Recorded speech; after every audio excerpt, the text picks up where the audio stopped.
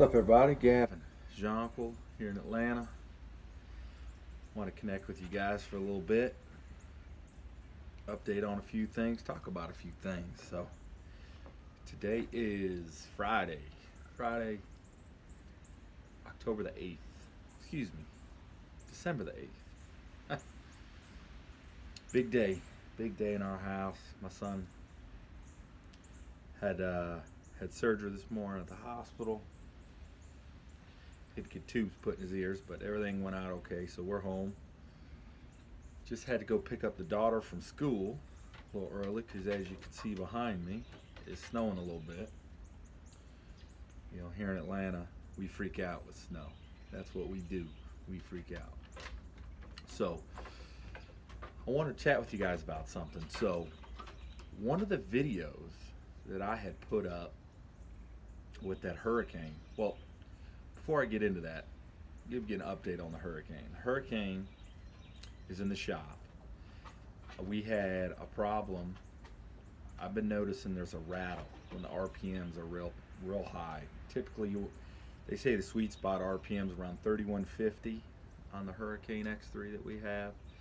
And I noticed sometimes you can mash the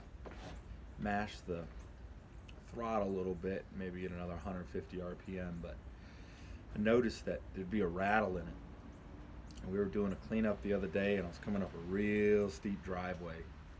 And doing the driveway, I noticed something on the exhaust, and I took a closer look, and come to find out, right on the weld, there's a big crack right on the exhaust. So immediately I called my dealer, told him what was going on, needed a replacement.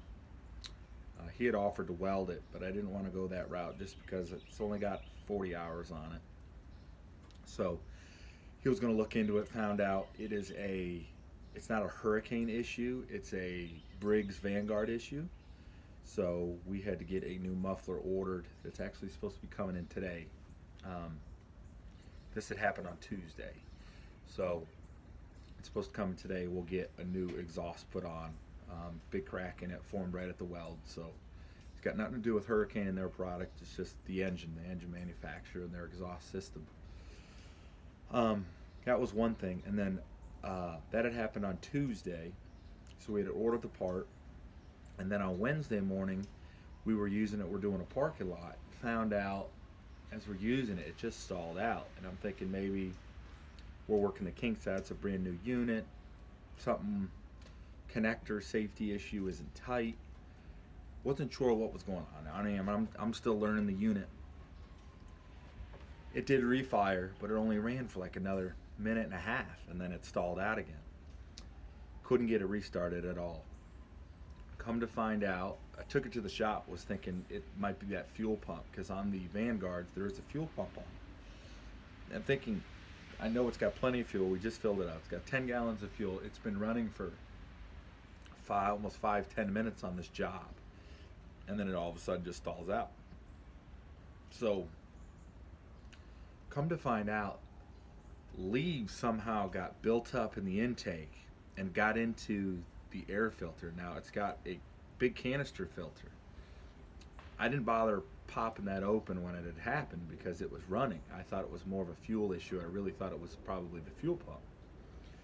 Come to find out, there was debris in the air filter, and the air fuel mix was not right, and it basically just fouled the plugs out.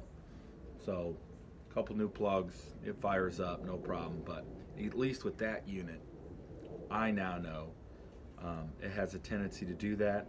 How the leaves got in there, you've got the big fan on the front, so I'm guessing the air intake is somehow in that fan for moving all the air.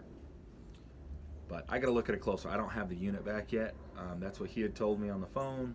He said he took some pictures, but we'll check it out. Something to look for, keep an eye on as we're using the machine. So that's the deal with the Hurricane. So I should be getting it back. Like I said, if we get that part, he'll call me. I'll probably pick it up tomorrow. So a few things about the Hurricane that I'm shocked about. A, how popular and how much you guys really enjoyed that video, but also how many people frowned upon the unit. I was really shocked by that. A lot of people were, 10 grand, waste of money, and I knew there would be people out there that would think that, but everybody's in different parts of the country, and some people have different ways of how they run their business and how they run their cleanups. And we run a lean mean crew, and getting things done and keeping expenses down, and working on equipment. That Hurricane replaced a few people with backpack blowers. That doesn't matter if they're on BR 600s, 700s, Echo 770s, the EB 8500s. I mean, this Hurricane does some work. So I was going through comments, and a lot of you had commented back on that video. I was really shocked at how many people were like, 10 grand, waste of money, not worth it, would have invested in something else. You got to be able to use it more than just leaf season for 10 grand. It should have a mower deck on it. That thing will be put to work 12 months a year. I mean, obviously, the fall with leaf season is a key time to use the unit, but it has its time throughout the rest of the year. It truly does. We do a lot of parking lots, townhome associations where we have a lot of hard service, concrete, parking lots we got to deal with. So you can rip through that in no time. It's really, really nice to be able to do. But in leaf season, it definitely hammers. I was, at the time I shot that video, I'd only had the unit maybe 10 days. So still getting used to the unit, some of the quirks to it, and how the discharge is one side stronger than another. But I just was really shocked at a lot of you guys saying, you wouldn't buy it or wouldn't even consider it, or, would just rather push a street blower around, something like that. It, for me, it was definitely a long-term view. That unit brand new's 10 grand, sure, but I plan on having that unit for many years to come. And with that being said, it eliminates, at this time of year, having an extra 2 people, having to run backpacks.